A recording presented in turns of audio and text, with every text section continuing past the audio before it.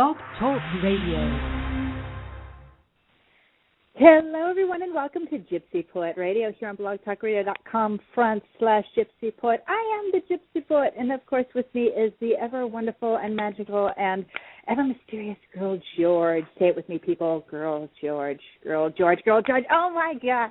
And what a great afternoon we got. We've got the most amazing person I've been reading about and I have encountered, and it gets better and better and better on GPR. Let me tell you, we've got LA Punk Museum curator and creator Taquila Mockingbird.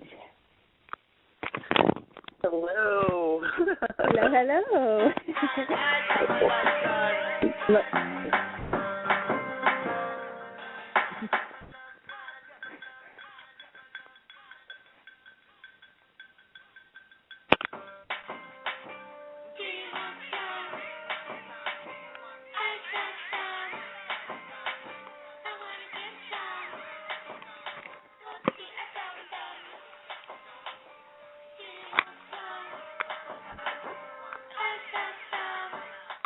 Hello, Taquila. How are you today? I'm fine. It's great to hear your voice, Georgie. I watch you online all the time. I watch you, too. You put a lot of stuff up there about the good old punk days. Yeah, I love those days, and I still love them. So I thought see you're playing with Joe Chambers. Now, he's an old friend of mine. When I used to play at the Central, he used to be there all the time. And he's one of the nicest guys I ever known in my whole life. I've been trying to get a hold of him to get him to do this show. Why don't you talk to him, tell me you should do it? You know, I work with Willie Chambers every Sunday night at the Cantors in Kibitz. Yeah, I know. I thought you worked with Joe, too. Well, Joe and all those guys all play together on occasion, and then they don't play together on occasions. But Willie and I have been doing that for 13 years at Cantors. Well, that's great. Well, I never knew any of the rest except for Joe. And I used to play at Cantors back before I left L.A. in 1995. But I played there for about a year or two on Friday or Saturday, one or the other, with Joe Simone. He had a blues thing there, and he used to let me play on his breaks. So I played there for about a year or two. That was a great room. It is a great room, yeah. And lots of rock stars have played that room. Yeah, the Wildflowers used to play there. Dylan's kids. No one even knew who they were. That was so great because we got to have. Yeah, that's when they were little boys. Yep. Great times, definitely. I love playing the Kibitz. We play at midnight every Sunday. Wow. Rock and roll. You used to play at the Lingerie, didn't you? And where Raji's. Yes. I was originally booking Raji's when it was called King's Palace. So you know Carlos Guitarlos and the Rhythm Pigs, right? I played with the Rhythm Pigs and many times, and I also sang with Top Jimmy. We did backup for X when they first started out. Wow. Carlos used to be my guitar player back in San Francisco many years ago, about 1976. And then when I came to L.A., he's the one that brought me to Al's Bar the first time. And I fell in love with Al's Bar and played there for 12, 15 years. Do you remember the bathrooms? Oh, of course. And I love the fact that it was just a shower curtain with lots of writing on it. well, the bathrooms moved around a bit. They were always changing. It'd be in one spot, then it'd be in the other spot, and then he'd make it bigger, and then they would close us down for having too many people in there because there was only supposed to be about 20 people in there because he kept building rooms in there. It started out as a little tiny bar, and he kept breaking out walls because he owned the whole building, and then they'd get us for having too many people, and then he'd have like 5,000 work hours he had to work off his fines with. Yeah, those were good times, definitely. And the cafe, of course, the Cafe de Grand. Oh, the Cafe de Grand. I ran an open mic there for a while. Right after it quit being Cafe de Grand, he changed the name to the American or some bullshit like that to try to get the cops down off him. And I had an open mic there for a while. That's where I met X. She came in there when I was doing the open mic then. I mean, Xene from X. Xene, yeah. So they're she was playing, a poet then. She didn't do much singing anymore. She just did poetry then. Yes, exactly. She and John were poets, and then John asked her to write some lyrics, and she said, yes, but I'm going to be in the band. Well, she was the best thing in the band. Exactly, but, I think he just thought, oh, I'll get this cute girl that I'm dating to write me lyrics because she's a great writer, and then she went, no, I'm going to be in that band. Well, she's the most outstanding thing about that band. I did all the booking for New Wave Theater as well. My company really? was Due Monkey. Yeah, so we did X, Blasters, Black Flag, Circle Jerks, Go-Go's, Gears, 45 Grave, everybody. Just Social D, Dead Kennedys, you name it. They came through our doors from 80 to 83. What about Nirvana? That was after us. Oh, that was after. Because I heard they played Al's Bar. I wasn't there at the moment, because I was there on No Talent Night Thursday. So they had played there on the weekend some night when I wasn't there, but I've seen video of it. There's always something going on in L.A. in the day, right? Oh, yeah. I came back up to San Francisco because this is my hometown. And so there's always shit going on here, too. San Francisco, Berkeley, always something going on. Absolutely. We have a punk museum in San Francisco at the Parkside. Yes, I was going to ask about that. Let's talk a little bit about the punk museum. I've been hearing a lot about it. I'm hearing that you started one in L.A., but there's one in San Francisco. Is that right? Yes. Okay. We started downtown on Spring Street. We were there for a year and a half. My last show was LA, with the right? Internet. Yeah, LA and Spring Street, downtown, yeah. Near Chinatown. And our last show there was with the International Swingers, which was Clem Burke on drums, Glenn Matlock on guitar, James Jameson from Iggy Pop on bass, and Tim Sin from 20 Flight Rockers, lead singer. And that was our last big show down there, and then we moved the gallery to West Hollywood, which is right next to the Seven Seas. So after we finish partying at one place, we go to the next. That's the way to do it. Now, how did you end up in San Francisco? You got one there, too? Yes, Andre Lambret is running that, and he's working with Audra, who runs the Parkside. Where is that one at? The Parkside is in San Francisco. You'd have to look it up because I've only been there once, and that was on opening day, and we're planning some new events now. But since I don't live in San Francisco, I can't even tell you. You'd have to look it up. That's how I do it. Okay. So anything else? Are you playing anywhere else or doing anything else? I have a new film that just is about to be released in America. We had our debut in Poland 2 days ago, and it's a movie called Absolutely Modern. And the museum is featured in the film. The director is Philippe Mora. And I'm doing some work with Angie Bowie's new project that she's just done a new album, and I'm working with her. And I did a little work with Richie Ramone, who's got a new album called Entitled that's coming out, and it's a fabulous album, one of the best things I've heard in years. And just that sort of thing, building the museum, trying to do our best to get it off the ground and get it we have like a virtual museum in New York and Berlin and London. And that means that whenever we want to throw a function, it's the Punk Museum Presents at whatever location we decide to do it. So you're worldwide now. That's so cool. Where are you from originally? I was born in Ohio, Cleveland. That's where Star was from, my ex-partner, Arizona Star. She was from Ohio, and so was Chrissy Hine of the Pretenders. Yes, Chrissy, a good place to be from, right? We call it a good place to be from. We're all very happy to be, everywhere else we are, too. Did you have siblings? Do you have any brothers or sisters?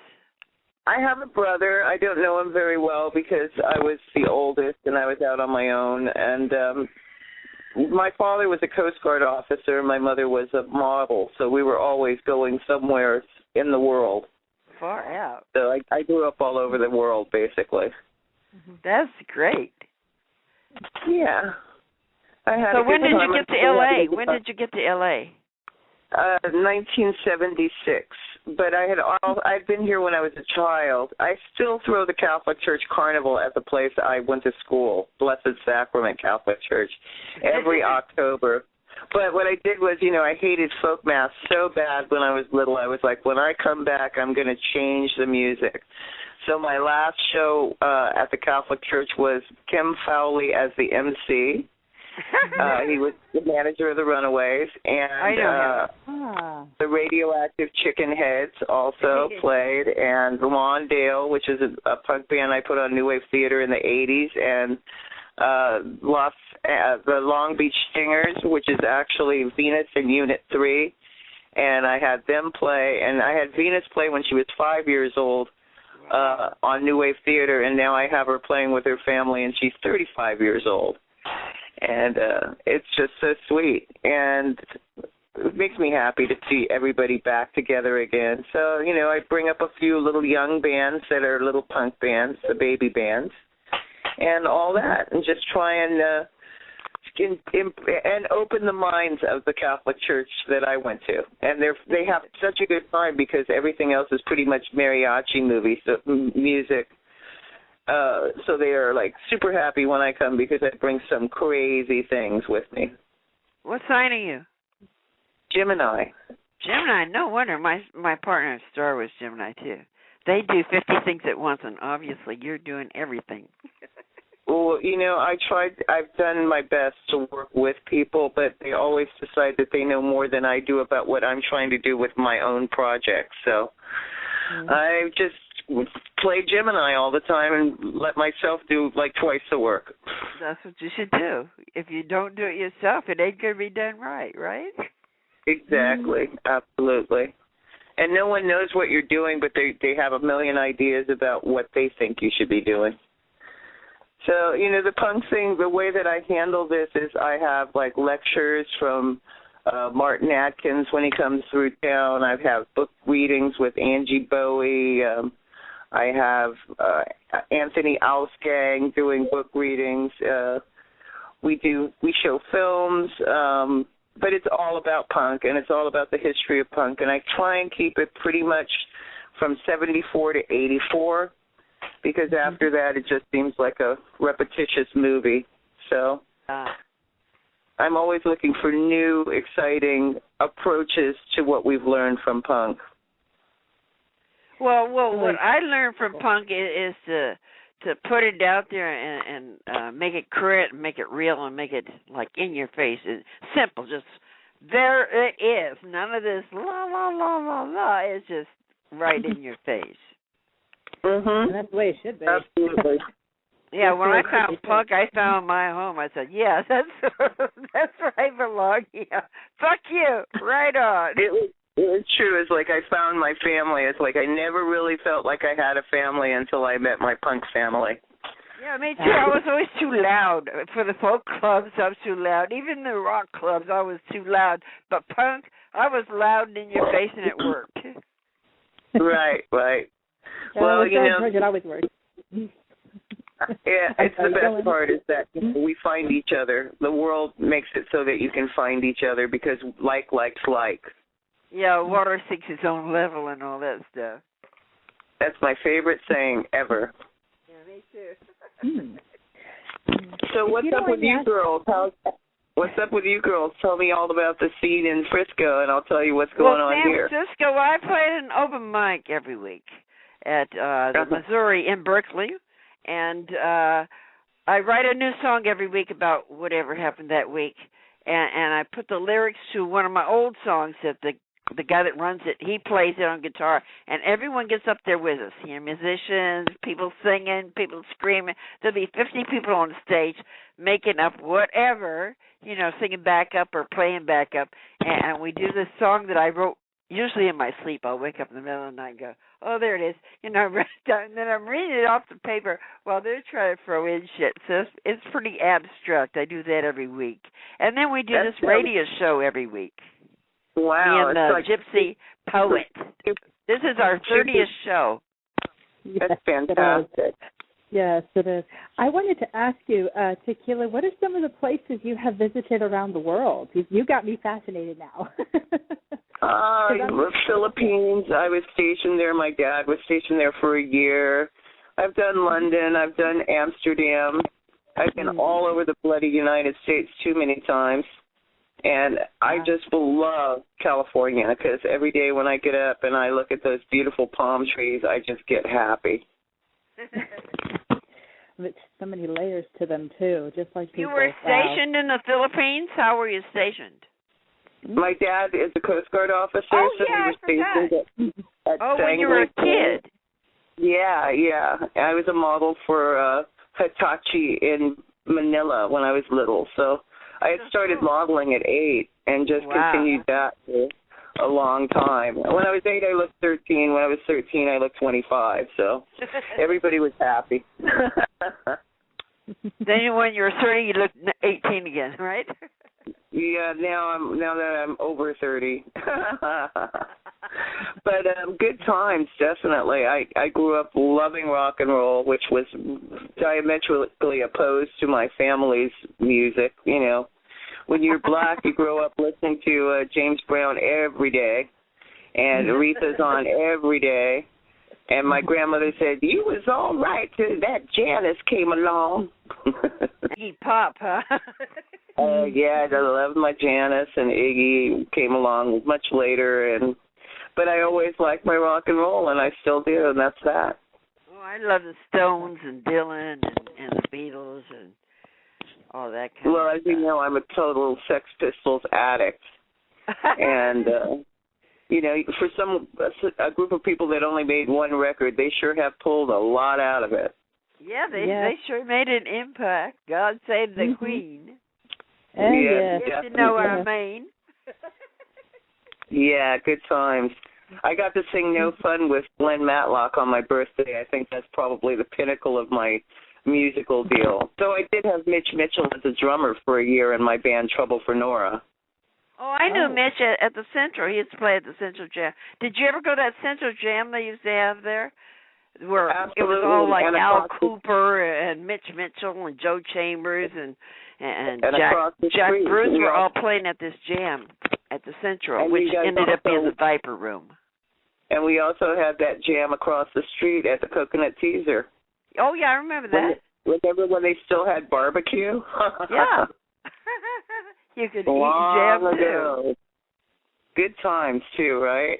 Yeah. I still go to the Rainbow. Rainbow's still, like, if you want to walk into 1978, you can just go to the Rainbow. It's still there. I played the Roxy, too. Is that still there? Yep, still there, still gorgeous. Yeah, that was a great place, big place. Mario's doing fine. He had a little bout with cancer, but he came out of it, and he's doing fine, so we're happy. That's good. Still great about Lemmy. Lemmy recently got he had a defibrillator put in his heart, and they found a hematoma, so then they had to empty his body of blood and fix him. So he's healing. And then today I found out that McFerrin died, who was a really good friend of mine. He was in the Pink Fairies and the Devious. So there's good news and there's bad news. Yeah, so did J.J. Kyle. He just died, too. Yeah, definitely. But luckily, see, I don't look at death like most people do. I kind of think, get your dating after death list together now, because those guys are still single on the other side. Yeah, sounds good to me. I love that. I'm not into crying over people dying. I'm into celebrating what they did while they were here. Absolutely. That's how I see it, too, babe. And, Georgie, your costuming is fantastic. My what? Your costuming. When I look at your costumes. pictures. That's just everyday clothes. Girl, you rock that. You rock the I wore a sword for like 30 or 40 years. And then when I went to L.A., it was too hot to wear the velvet, so I got into the spandex. Those were really cool. There was a place where you could get spandex real cheap. And so I got into heavy-duty spandex. I started dressing like Michael Jackson, you know. Well, it's definitely fun when we can create our own reality and live within the parameters of it. Yeah, you don't have to be whatever you were. You can be whatever you invent. You know, I'm from the old hippie days when you are whatever you say you are. It's still true. One question.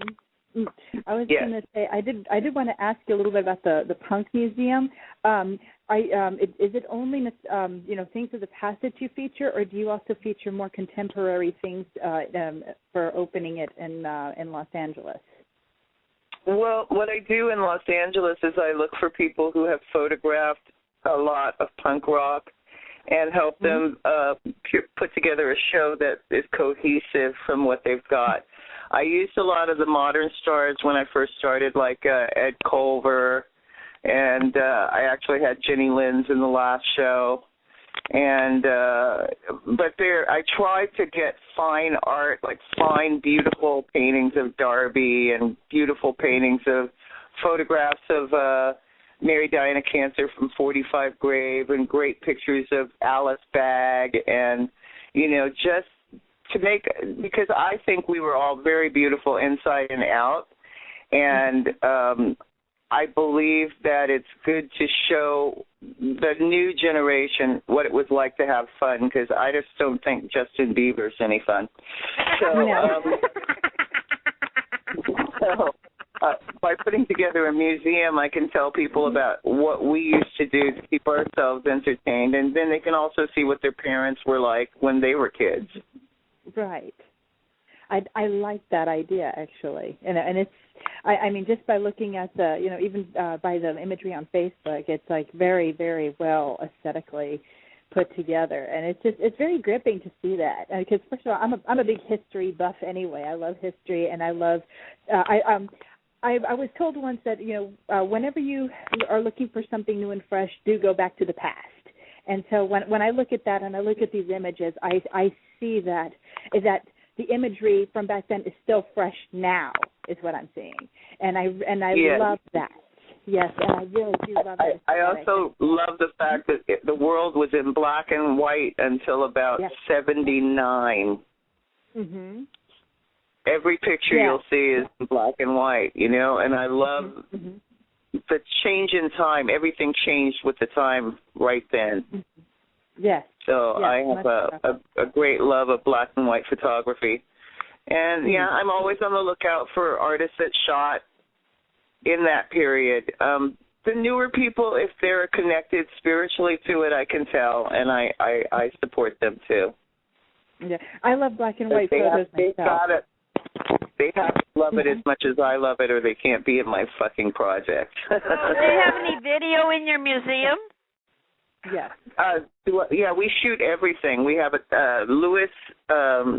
Video Lewis is what he's called. Do you want something? I've got Al's Bar, a walkthrough of Al's Bar, so it's like showing all the walls and everything. So it was one night I brought a photographer in, and he shot all the walls and all the people, and me doing that, everybody's crazy but me at the end. So if you want that, you can have it. Well, we'd love that, and all parts of history we want to include. Al's Bar was really something back in the day. Yeah, it was. Mark Kreisel. Yeah. That was the owner. He was a lovely guy. Everyone called him Al, but his name was Mark, yes. Yeah. It was kind of like his artwork. That place was kind of his artwork. Yeah, that was his piece, yes, definitely. And I've seen him around, I guess maybe 10 years ago, but nothing since. But the American is still down there, and I know a lot of people living in it. Well, somebody else just bought it. I just seen an article that somebody bought it and was going to try to revamp it, but I think somebody's got some kind of studio or something down where Al's Bar used to be. Yeah, I haven't been down there to check it out. Downtown is like Artville, but what they've done is like quadruple the prices of everything down there. Yuppie Artville. Yeah, it's money Artville. Like the place where I had the punk museum charges pretty much between $1,000 and $1,500 just to use it for one day on the weekend. That's a little. So I heard everyone moved up around Echo Park and the Los Feliz area because it was cheaper up there. Yeah, that's what's happened. Everybody has moved out of downtown because it is way too expensive. And we just happened to find something really good on the Sunset Strip right next to Seven Bales. And it used to be a photo mat, so it's still sort of indigenous to that location. What We're street on is it on? Sunset Boulevard at Alta Vista, which is 1 block west of La Brea, right next to the Seven Veils Strip Club. Totally nude. Perfect. I'm like, if you get tired of this art, there's art next door, too. Yeah, live art. Definitely.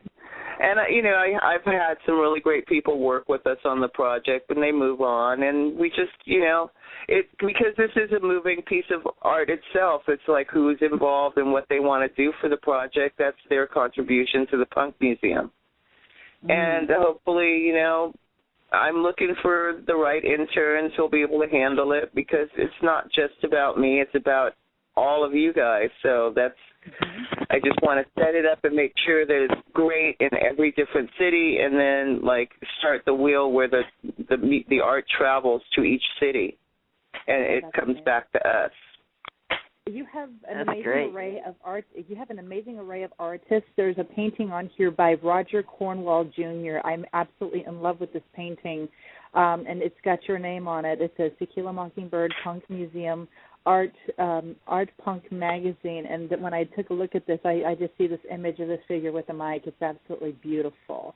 That is Roz. That's a picture of Roz Williams. Let me introduce you to Roger Cornwall Jr.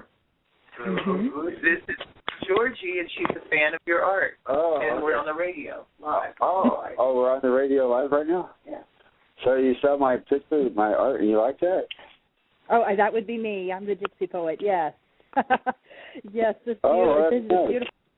Yes, this is a beautiful painting that you have on here and it says Art Punk Magazine, and it's got Tequila Mockingbird's name on it.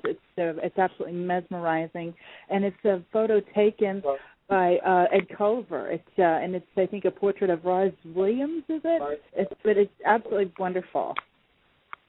Yeah, well, that's nice. Yeah, nice that you like that. Yeah, I'm really honored. Yeah. Oh, yeah. So, anyway, to tell you a little bit about myself, I'm a Brahmana priest and a vegetarian, and I just turned 54. I was raised during the 60s. I was really influenced by, psychedelic pop art, like Peter Max and the Yellow Submarine movie. Yeah. And then, during the 80s, I started, going to a lot of punk gigs, a lot of punk clubs. I was hanging out with bands that were playing Social Distortion. Would get it was like those what do you call it, the industrial building, and they'd have a gig and stuff. So I was hanging out. I was in a video with El Duce, the Hot Seat on it's on YouTube. It was recorded at the Cafe de Grand. Carlos Catales had a jam night thing on Monday night, so I was going down there for that. But the Roz Williams painting that you're looking at, or that you're thinking about, that was the photo by Ed Culver, and he asked that I put the credits on there for him and everything, so he was really cool about that. But I saw Christian Death at the Whiskey. They had bands, the Plasmatics and X and stuff. That's amazing. We've got 2 minutes left. Could you put Tequila back on for a second? Yes. Oh, sure, I sure will. Okay. Well, it was great meeting you. We'll all go down to the museum and see your stuff. Yeah. Okay, sounds great. Yeah, come on down. Yeah, I've been exhibiting my artwork at the Punk Museum and stuff. Great. Awesome. Great. Okay, so here's Tequila. Yes, he's a really great artist, and he's always devoted to art, which is fabulous. And, we were both on the El Duce episode of Cold Seat, which is, you know who El Duce was? Yes. Yeah, so no comment. he had a cute show that was a takeoff on Hot Seat by Wally George called Cold Seat, and that's on YouTube if you ever want to see it. Pretty funny. Wally George. Well, yeah, right? Yeah.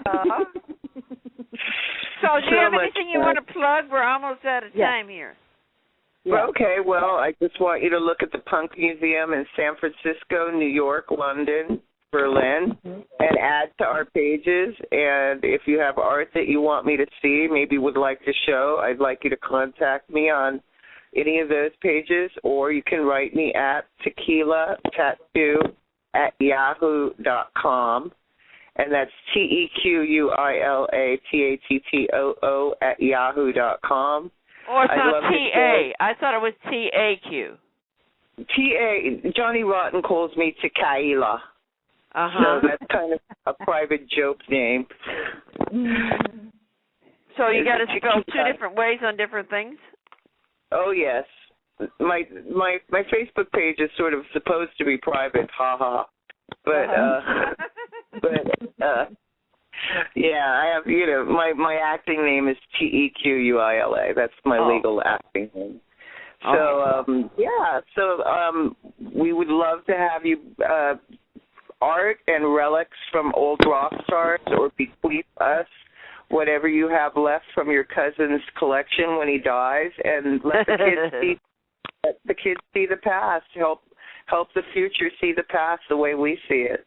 If you have something you think belongs in the Punk Museum, just get in touch with me and send it to us, and we'll make sure that you have credit and that people get to see this stuff. Because I'll send you a DVD of the Al's Bar.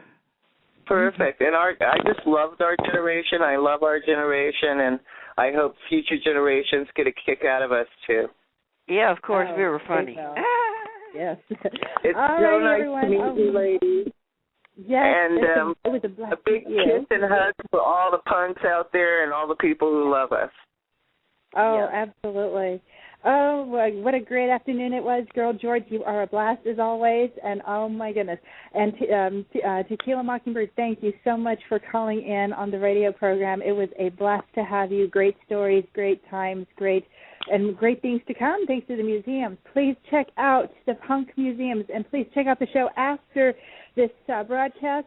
Check it out. Take a look at Anything Punk Museum on Facebook. It's absolutely amazing. Great history, great times. Also, this is the Gypsy Poet signing off with Girl George saying, "Adio for now." Ciao.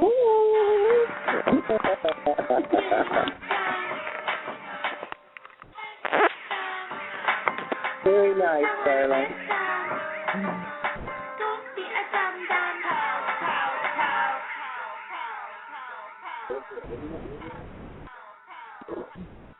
Thank you. Bye, guys. Yeah. Okay.